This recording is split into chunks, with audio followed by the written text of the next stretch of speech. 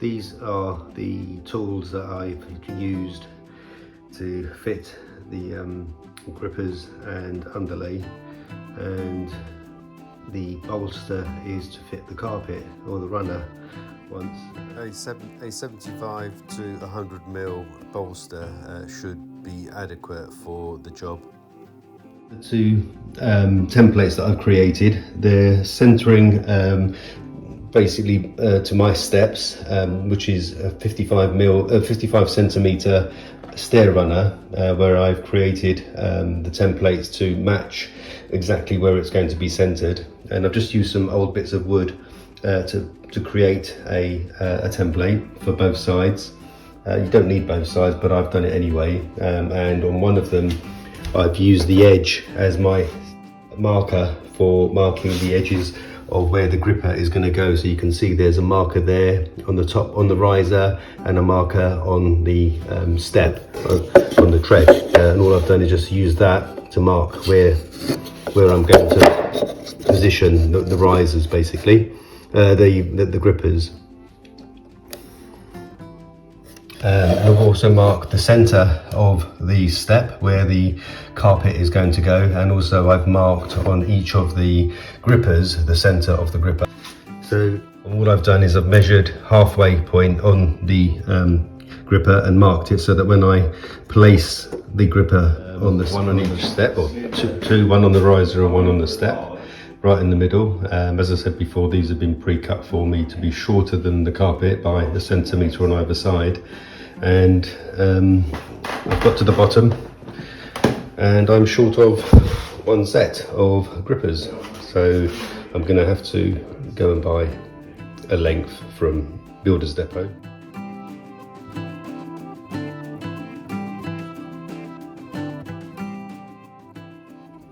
So for my size of stair width carpet, which is 55 centimetre runner, the advice is to cut the underlay to 45 centimetres so that it doesn't show over the edges of the runner.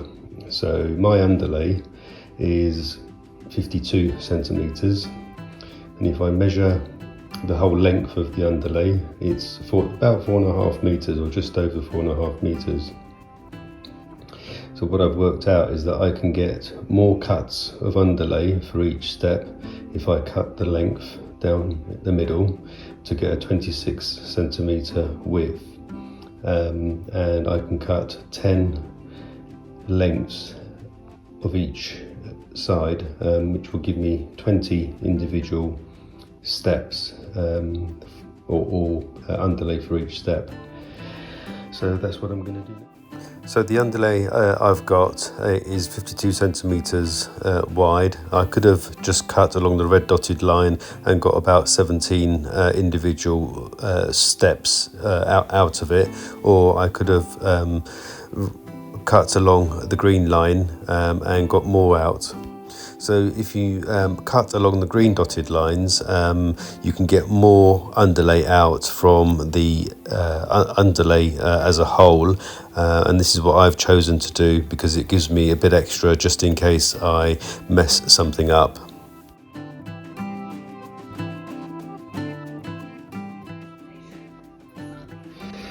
So the second set of stair steps, what I've done on the underlay, instead of using a spray glue, I've used a very strong tape called DIY Doctor.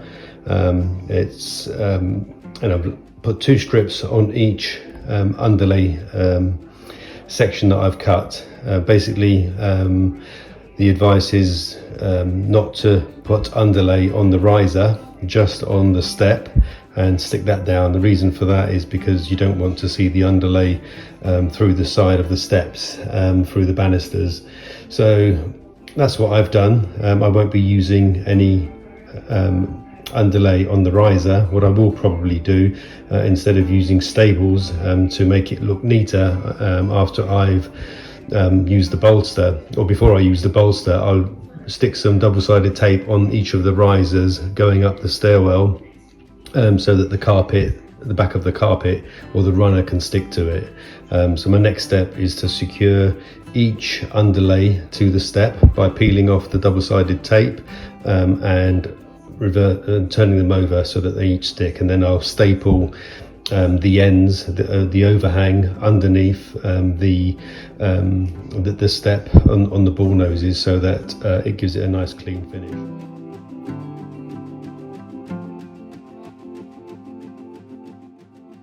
Okay, I fitted the runner all the way down the stairs, as you can see, starting at the top and working my way down all the way to the bottom, where I've now reached the bottom, and I've cut the bottom so that it's snug with the riser at the bottom of the step. What I needed to do is to seal the end so that it doesn't fray. So what I've done to finish it off is to apply some glue, and they recommend a latex glue, and I'm now waiting for it to dry.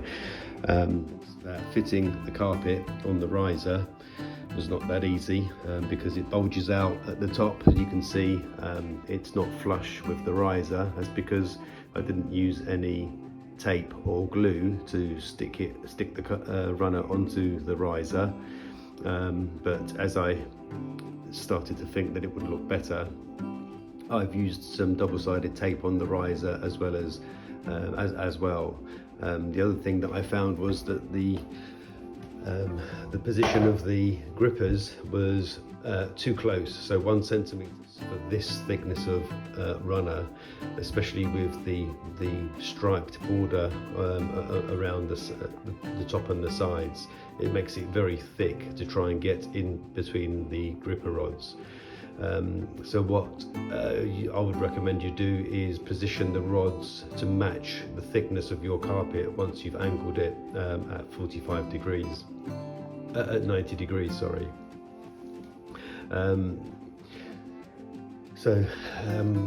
What you're supposed to do is bolster the carpet into the groove, and if you've got the right amount of space, you should be able to get it in there, and the gripper rod should catch onto the carpet and onto the sides, and before you put your rods on, and that's going to be my next job when they arrive. So I thought I'd just mention that you should always think about the thickness of your carpet when positioning your grippers, because you'll probably run into the same problem I did, where it doesn't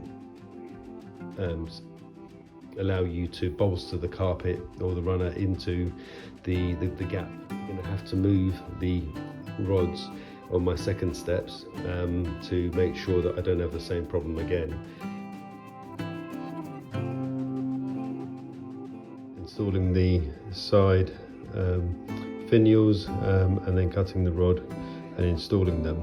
I've been using an angle grinder to cut. It seems to be easier than using a hacksaw, and the other tools I've been using are the tape measure, screwdriver, marker pen and a drill to help or make it easier to screw the screws in.